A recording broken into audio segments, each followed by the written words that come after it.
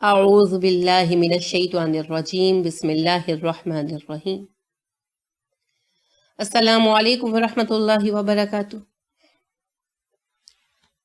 اسلامی سال کا تیسرا مہینہ ہے ربیع الاول۔ ربیع بہار کو کہا جاتا ہے، عربوں کے ہاں یہ بہار کا مہینہ تھا پہلا، اسی لیے اسے ربیع الاول کہا گیا۔ بہار کا دوسرا مہینہ اگلا ہوگا جسے ربیع الثانی کہا جاتا ہے۔ اس مہینے کا امتیاز یہ ہے کہ اس میں رسول اکرم صلی اللہ علیہ وسلم پیدا ہوئے۔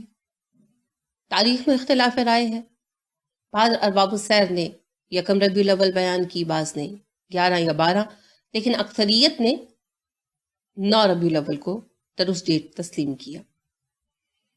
البتہ آپ کی تاریخ وفات یقینی طور پر 12 ربیع الاول ہے۔ ربیع الاول کی 12 تاریخ کو رسول اکرم صلی اللہ علیہ وسلم نے وفات پائی، اس میں کوئی اختلاف نہیں ہے۔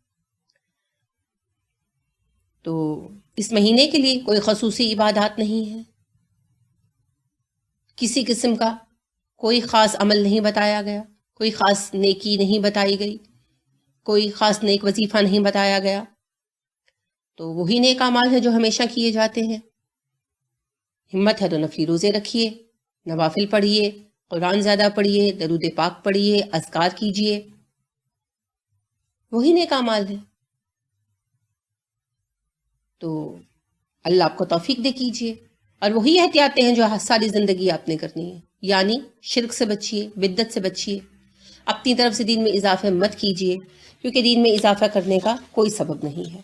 دین مکمل ہو چکا، الیوم اکملت لکم دینکم واتممت علیکم نعمتی ورضیت لکم الاسلام دینا۔ آج میں نے تم پر تمہارا دین مکمل کر دیا، اپنی نعمت تم پر تمام کر دی، اسلام کو بحیثیت دین تمہارے لیے پسند کر لیا۔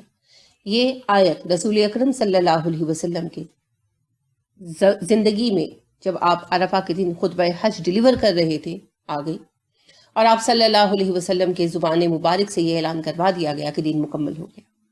اس کے بعد آپ صلی اللہ علیہ وسلم پر قرآن کی وحی نہیں آئی، دین کی تکمیل ہو گئی۔ ٹھیک ہے، تو دین میں بعد میں جو بھی چیز ایڈ ہوگی وہ اضافہ ہوگی، بدعت ہوگی۔ بے دال عین سے ہے، بدعہ کا مطلب ہوتا ہے نئی چیز اختراع کرنا، ایجاد کرنا۔ دین میں ایجادات نہیں چل سکتے، عبادات وہی ہیں جو رسول اکرم صلی اللہ علیہ وسلم نے بتا دی۔ ہر وہ چیز جو آپ صلی اللہ علیہ وسلم سے ثابت نہیں ہے بدعہ ہے۔ ٹھیک ہے، تو ذکر کے جو طریقے ہم نے رائج کر لیے، بتیاں بند کر کے اندھیرے میں بیٹھ کر اللہ اللہ کے نعرے لگانا، یہ کوئی ذکر نہیں ہے۔ اذکار وہی، طریقہ وہی جو رسول اکرم صلی اللہ علیہ وسلم نے ارشاد فرمایا، کیونکہ اللہ نے کہا مجھے اس طرح یاد کرو جس طرح تمہیں سکھایا گیا ہے، کما ہداکم، جیسا تمہیں ہدایت دی گئی۔ ٹھیک ہے، پھر آپ صلی اللہ علیہ وآلہ وسلم نے جو رسوم و رواج ہمیں دیے بس انہی کے اوپر چلنا ہے۔ اگر ہم رسوم و رواج بھی اپنی مرضی کے کریں گے نا تو معاملہ نہیں چلے گا۔ ٹھیک، انس بیان کرتے ہیں کہ رسول اکرم صلی اللہ علیہ وسلم جب مدینہ تشریف لائے تو اہل مدینہ کے ہاں 2 دن مقرر تھے سال میں، جن میں وہ کھیل کود کرتے تھے، یعنی میلہ لگاتے تھے۔ کوئی مذہبی معاملہ نہیں تھا، ویسے ہی 2 دن میلہ لگاتے تھے۔ تو آپ صلی اللہ علیہ وسلم سے اہل مدینہ نے پوچھا کہ اے اللہ کے نبی صلی اللہ علیہ وسلم، آپ کے آنے سے پہلے عہد جاہلیت میں ہم ان 2 دنوں میں کھیلتے کودتے تھے، یعنی کہ وہی بہانے میلہ لگاتے تھے، انجوائے کرتے تھے۔ آپ صلی اللہ علیہ وسلم نے فرمایا بے شک اللہ نے تمہیں ان کے بدلے میں ان سے اچھے 2 دن دے دیے ہیں، عید الاضحیٰ اور عید الفطر کا دن۔ یہ ابو داؤد کی روایت ہے اور اس کا نمبر 1134 ہے۔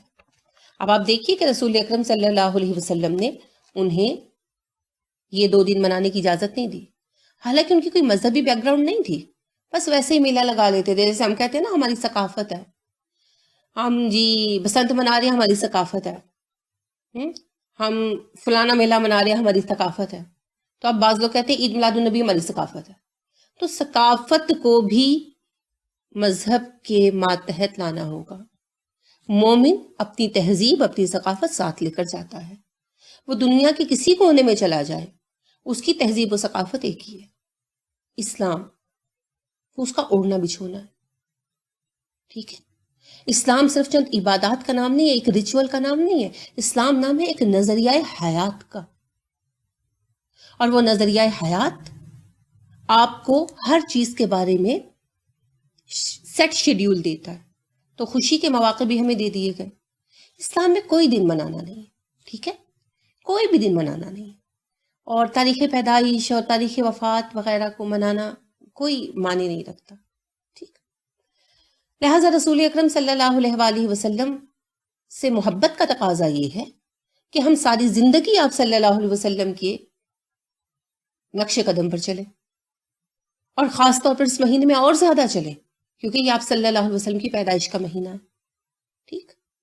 یہ نہیں ہے کہ ہم سارا سال آپ کی خلاف ورزی کرتے ہی کرتے ہیں, اس مہینے میں انتہا درجہ کی خلاف ورزی کریں, یہ معنی نہیں ہے.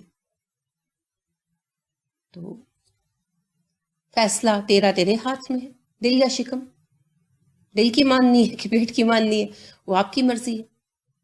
میں نے آپ کو مختصراً عرض کر دیا. کوئی بات پوچھنا چاہے تو پوچھ لیں. جی, بہن کہہ رہی ہیں کہ عید میلاد النبی کے متعلق قرآن و سنت کی روشنی میں بتا دیں کہ ہم کیا کریں. دیکھیے, قرآن و سنت کی روشنی میں تو میں آپ کو تبھی عرض کروں نا جب جس زمانے میں قرآن اتر رہا تو اس زمانے میں یہ چیز پائی جاتی تو اس کے بارے میں حکم آیا ہوتا ہے نا. اور سنت کا عمل بھی اس کے بارے میں تبھی ملتا ہے جب یہ عہد نبوی صلی اللہ علیہ وسلم میں پائی جاتی. نہ یہ عہد نبوی میں پائی گئی, نہ عہد صحابہ میں پائی گئی, نہ عہد تابعین میں پائی گئی. اس کا آغاز 600 سال بعد ہوا, 6ٹھی صدی ہجری میں مصر سے آغاز ہوا اس کا. تو جو چیز عہد نبوی میں موجود ہی نہیں تھی اس کے بارے میں کیا سنت عرض کروں؟ اسی کا نام تو بدعت ہے. بدعہ اسی چیز کو کہتے ہیں جو آپ صلی اللہ علیہ وسلم کے بعد گھڑ لی گئی ہو. اسی لیے تو بچنے کو کہتے ہیں آپ سے, کیونکہ یہ جو بدعت ہے نا یہ ایمان کے لیے بڑی لیتھل چیز ہے, بہت نقصان دہ, بہت زیادہ نقصان دہ. دیکھیے, اللہ کے نبی صلی اللہ علیہ وسلم نے فرمایا میں تمہارے اندر 2 چیزیں چھوڑے جا رہا ہوں, جب تک تم نے مضبوطی سے پکڑے رہو گے ہرگز گمراہ نہیں ہوگے. اور وہ 2 چیزیں ہیں اللہ کی کتاب اور اس کے نبی کی سنت. اسے موتا نے بیان کیا 4تھی جلد میں 280-281 نمبر ہے, ٹھیک ہے. مستدرک حاکم نے اسے بیان کیا 1 جلد میں 93 نمبر ہے. تو متفق علیہ حدیث ہے. خطبہ حج پر آپ صلی اللہ علیہ وسلم نے ارشاد فرمایا, جہاں بھی آپ خطبہ حج دیکھیں گے آپ کو آپ صلی اللہ علیہ وسلم کا یہ فرمان بھی مل جائے گا. تو بات یہ ہے کہ آپ صلی اللہ علیہ وسلم نے قرآن چھوڑا, قرآن میں ایسا کوئی حکم موجود نہیں ہے. اور آپ صلی اللہ علیہ وآلہ وسلم نے حدیث چھوڑی, سنت, تو سنت میں بھی اس کا کوئی حکم نہیں ہے, کیونکہ یہ چیز موجود ہی نہیں تھی نا. تو اس سے ثابت کیا ہوا کہ یہ نئی چیز ہے, گھڑی ہوئی, اختراع ہوئی, بدعت ہے. تو پھر بدعت سے بچے, کیونکہ بدعت جنت کے لیے بہت بڑا خطرہ ہے, بہت بڑا خطرہ ہے. رسول اکرم صلی اللہ علیہ وسلم نے ارشاد فرمایا, بلکہ آپ اپنے خطبے میں ارشاد فرمایا کرتے تھے, جب خطبہ شروع کرتے تھے نا تو آغاز میں اللہ کی حمد و ثنا کے بعد ارشاد فرمایا کرتے تھے, فَإِنَّ خَيْرَ الْحَدِيثِ کتاب اللہ, بے شک بہترین بات اللہ کی کتاب ہے.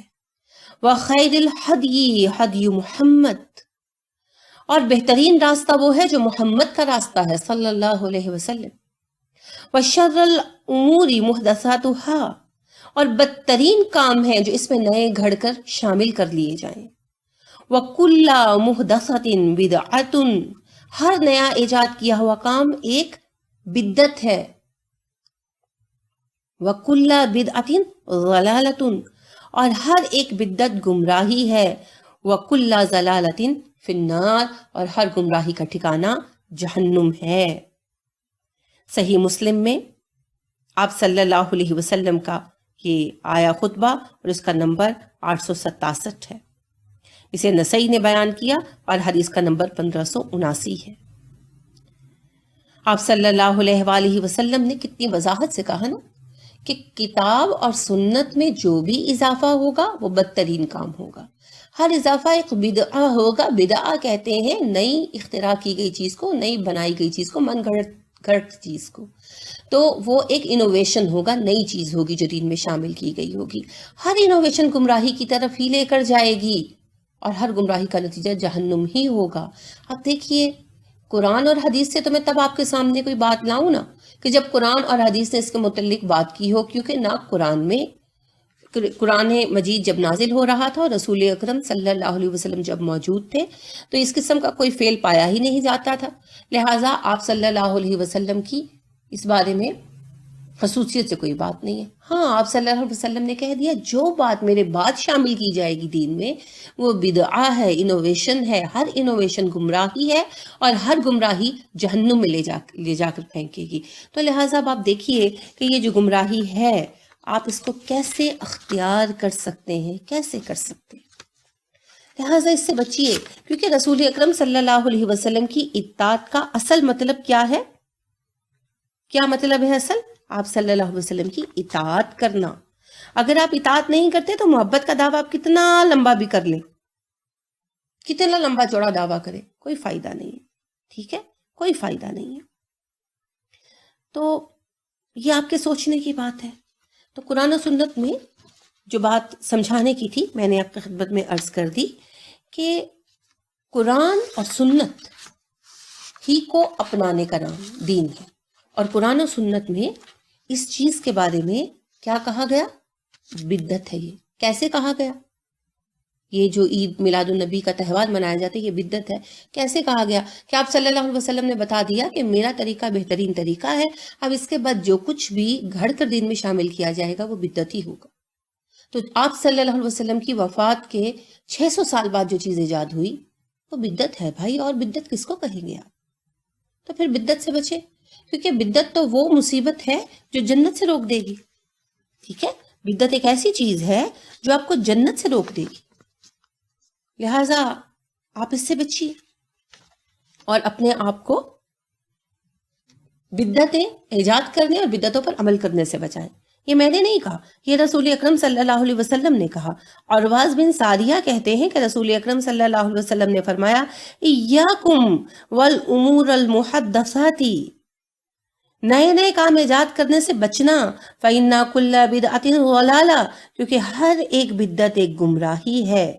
ابن ماجہ نے اسے بیان کیا، حدیث کا نمبر 42 ہے. لہٰذا آپ دیکھیے آپ صلی اللہ علیہ وسلم کتنا مستقل کہہ رہے ہیں نا. جی ہاں، بہت اچھی بات کی انہوں نے. بہن کہہ رہی ہیں کہ اختلاف رائے ہے نا، تو پھر اس اختلاف رائے کا کیا کریں؟ اور ایک وہ کہتی ہیں بڑا طبقہ جو ہے مناتا ہے.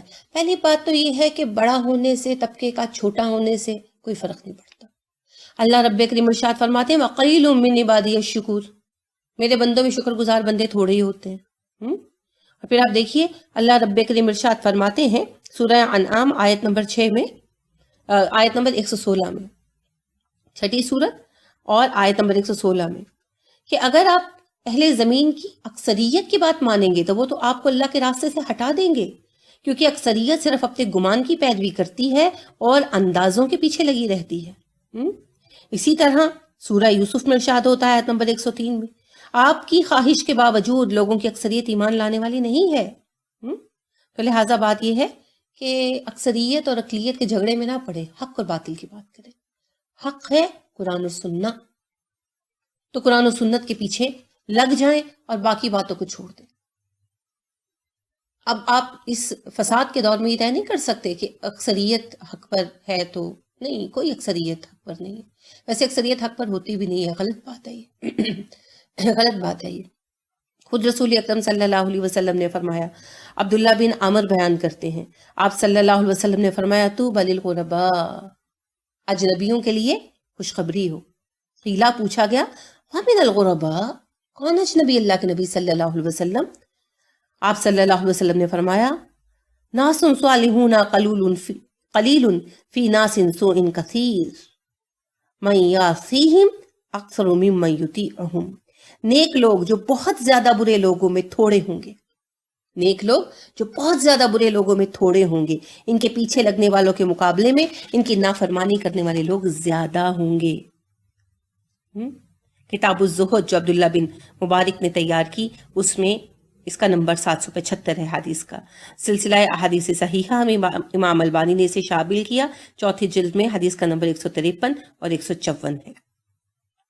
تو آپ دیکھیے کہ کتنی خوبصورت بات ہے کہ آپ صلی اللہ علیہ وسلم نے فرمایا کہ غربا کو، اجنبیوں کو خوشخبری ہو. پوچھا گیا اجنبی کون ہے؟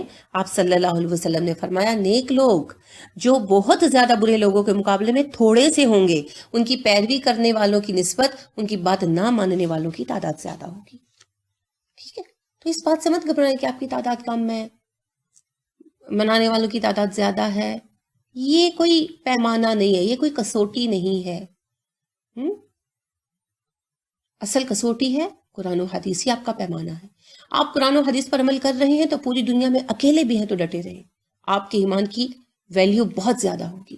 اور اگر آپ قرآن و حدیث کو چھوڑ کر کسی اور راستے پر چل رہے ہیں تو سارا زمانہ بھی چل رہا ہے تو آپ کے گناہ کا بوجھ بہت زیادہ ہوگا. ٹھیک ہے، یہ ہے سمجھنے کی بات. اگر سارا زمانہ بدعت میں مبتلا ہو جائے اور آپ اکیلی قرآن و سنت پر قائم رہیں، اللہ آپ کا ایمان ضائع نہیں کرے گا. اور اگر سارا زمانہ قرآن و سنت پر چلنے لگ جائے، آپ اکیلی بدعت کریں گی، تو اللہ آپ کا بوجھ کسی اور کے سر نہیں ڈالے گا، آپ کو ہی اٹھانا پڑے گا. لہٰذا اپنی فکر، اپنے اہل خانہ کی فکر کریں، اپنے سب آرڈینیٹس کو چلائیں، لوگوں کو بلاغ ضرور کریں. کوئی مانے نہ مانے یہ اس کی مرضی ہے، ہم لوگوں پر حاکم یا نگران بنا کر نہیں بھیجے گئے. ٹھیک ہے جی، کہیے. جی ہاں، بہت اچھی بات. بہن کہہ رہی ہیں کہ کیا کریں جب اختلاف رائے ہو تو کیا کریں، اختلاف بہت ہوتا ہے اس بات کو لے کر. صحیح کہا آپ نے، اختلاف تو ہوگا. بدعتیں گھڑی ہی اس لیے جاتی ہیں کہ مسلمانوں میں گروہ بندیاں ہوں، اسی مقصد کے لیے گھڑی گئی. اور کیا مقصد تھا بھلا؟ اور کوئی مقصد نہیں تھا.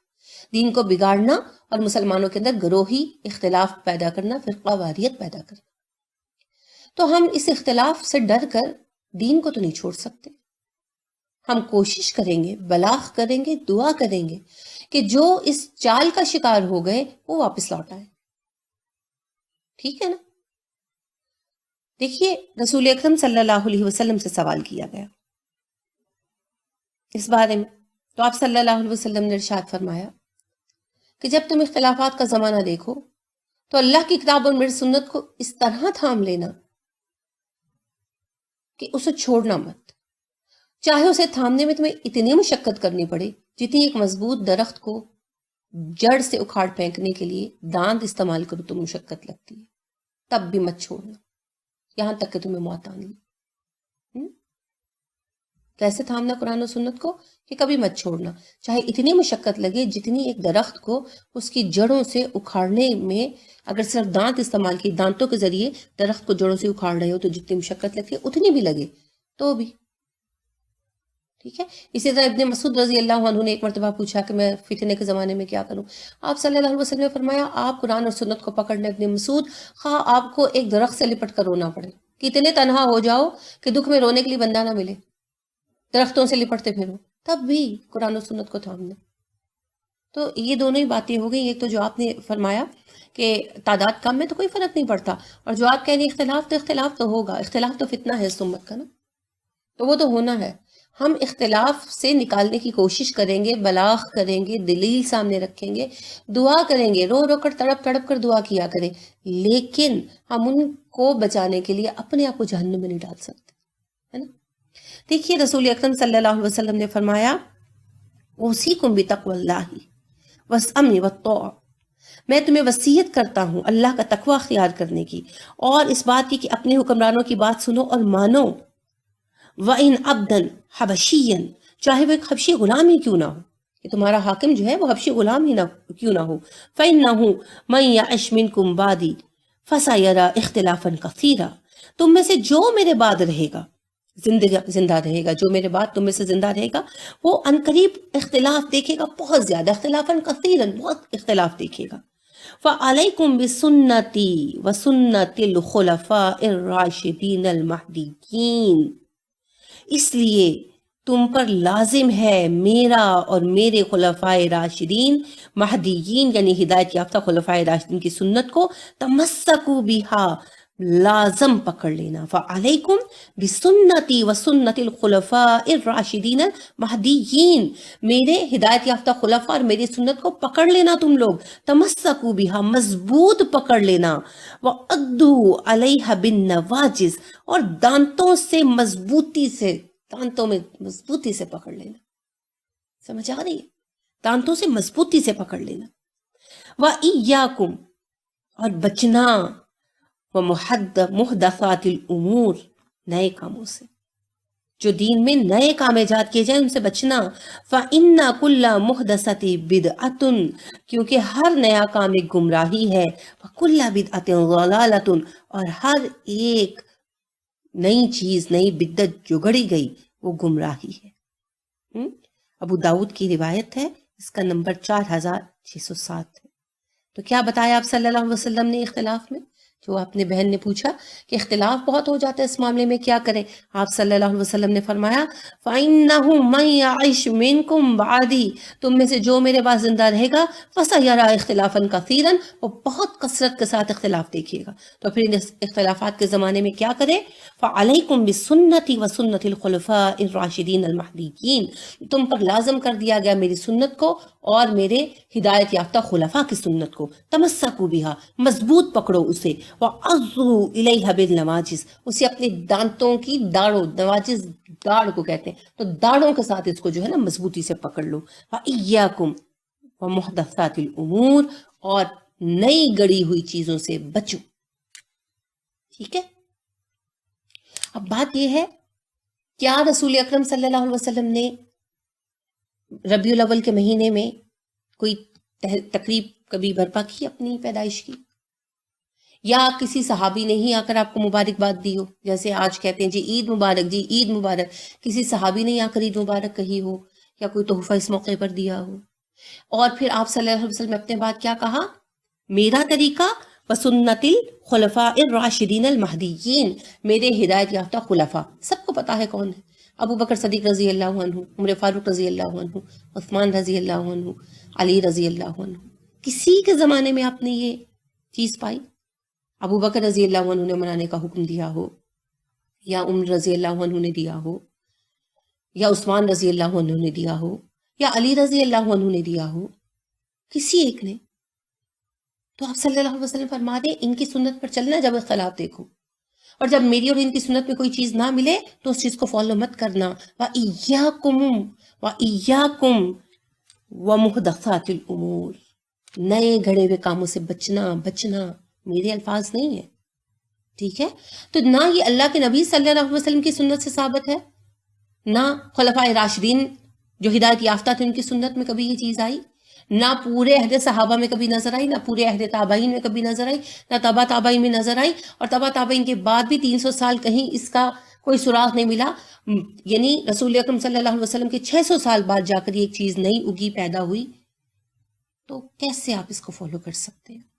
اب اختلاف ہے، بالکل ہے، اس اختلاف کو ہم 100% ختم نہیں کر سکتے، گھٹا سکتے ہیں. تو پھر اختلاف کے زمانے میں کیا کریں؟ اللہ کے نبی صلی اللہ علیہ وسلم اور خلفائے راشدین جو مہدیین ہیں ان کی سنت کو فالو کریں، اس میں آپ کی بچت. ٹھیک ہے؟